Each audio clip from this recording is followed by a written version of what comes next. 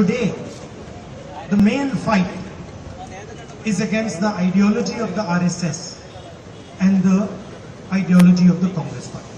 ഇന്ന് ഈ രാജ്യത്ത് നടന്നുകൊണ്ടിരിക്കുന്ന ഏറ്റവും വലിയ പോരാട്ടം എന്ന് പറയുന്നത് RSSന്റെ പ്രത്യയശാസ്ത്രവും ഇന്ത്യൻ നാഷണൽ കോൺഗ്രസിന്റെ പ്രത്യയശാസ്ത്രവും തമ്മിലുള്ള പോരാട്ടമാണ്.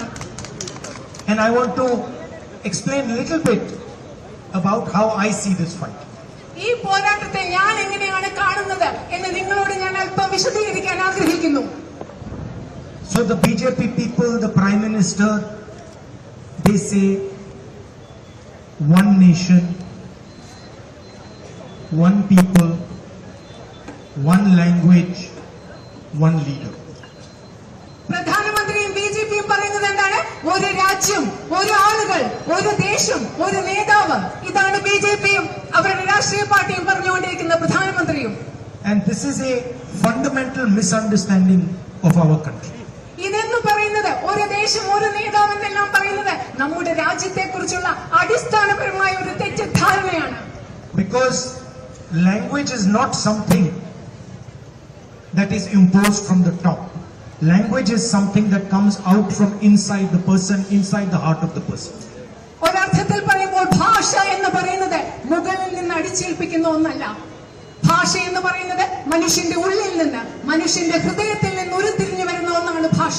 To tell a person from Kerala that your language is inferior to Hindi, for example, is a insult to the people of Kerala. ഉദാഹരണത്തിന് കേരളത്തിലെ ആളുകളോട്, നമ്മൾ മലയാളികളോട് പറയുകയാണ് നിങ്ങളുടെ ഭാഷയായ മലയാളം ഹിന്ദിയേക്കാൾ താഴെയാണെന്ന് പറഞ്ഞാൽ അത് മലയാളത്തോടും മലയാളികളോടുമുള്ള അപമാനമാണ്. It is like saying what is coming out of your heart is inferior to what is coming out of the heart of a person in Uttar Pradesh. അതിങ്ങനെ പറയുന്നതിന് തുല്യമാണ്. മലയാളികളുടെ ഹൃദയത്തിൽ നിന്ന് വരുന്ന ഒരു കാര്യം, മലയാളികളുടെ ഹൃദയത്തിൽ വരുന്ന ഭാഷ, അത് ഉത്തർപ്രദേശിലുള്ള ഒരാളുടെ മനസ്സിൽ നിന്ന് വരുന്ന ഭാഷയെക്കാളും അതിനേക്കാളും താണതാണെന്ന് നിങ്ങളോട് പറയുന്നതിന് തുല്യമാണ്.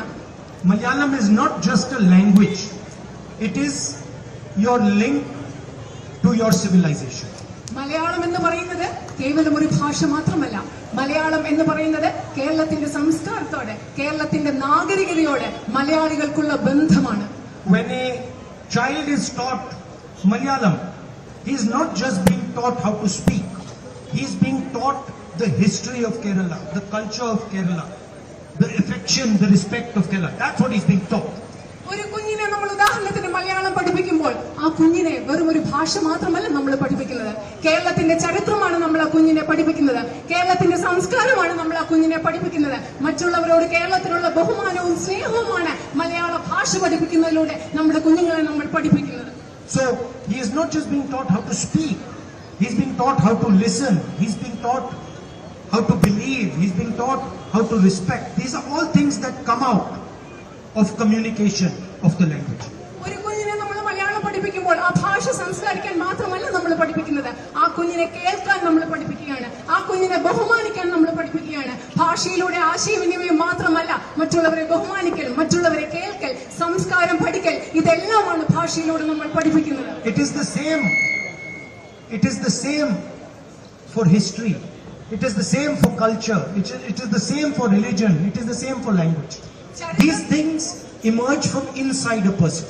ഇത് ഭാഷയുടെ കാര്യത്തിൽ മാത്രമല്ല, ചരിത്രമാകട്ടെ, സംസ്കാരമാകട്ടെ, മതമാകട്ടെ, എല്ലാം ഉരുത്തിരിഞ്ഞു വരുന്നത്, ഉത്ഭവിച്ചു വരുന്നത് മനുഷ്യന്റെ ഹൃദയത്തിൽ നിന്നാണ്. It is like looking at a bouquet of flowers and telling the red rose that we don't like that you are red, we want you to be white.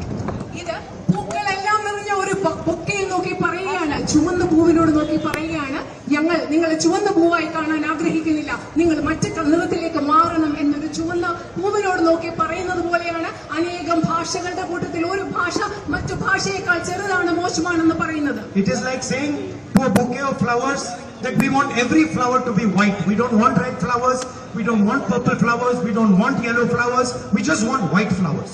ഒരു ബൊക്കയെ നോക്കി പറയുകയാണ്, എല്ലാ പുഷ്പങ്ങളോടും പറയുകയാണ്, നിങ്ങൾ എല്ലാം വെള്ള കളറിലാകണം, ഞങ്ങൾക്ക് ചുവന്ന നിറം വേണ്ട, പച്ച നിറം വേണ്ട, എല്ലാ കളറുകളും വെള്ള കളറിലാകണം എന്ന ഒരു ബൊക്കയെ നോക്കി പറയുന്നത് പോലെയാണ് എല്ലാ ഭാഷകളും മാറ്റി ഒരേ ഭാഷ മാത്രം മതി എന്ന് പറയുന്നത്. And India is like a bouquet of flowers. India എന്ന് പറയുന്നത് വിവിധ നിറങ്ങളിലുള്ള വിവിധ പുഷ്പങ്ങൾ ചേർന്ന ഒരു ബൊക്കെ പോലെയാണ്. And every flower has to be respected because every flower promotes the beauty of the bouquet.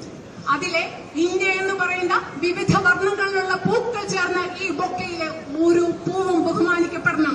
കാരണം ഇതിലെ വിവിധ നിറത്തിലുള്ള ഓരോ പൂവും ആ ബൊക്കയുടെ സൗന്ദര്യം കൂട്ടുന്നത് പോലെ ഈ രാജ്യത്തിന്റെ സൗന്ദര്യവും കൂട്ടുന്നു. And this idea that India should have only one leader is an insult to every single young Indian person. ഈ രാജ്യത്ത് ഒരേ ഒരു നേതാവ് മതി എന്ന ആശയം. If you like this video, then like, share and subscribe to ET Now.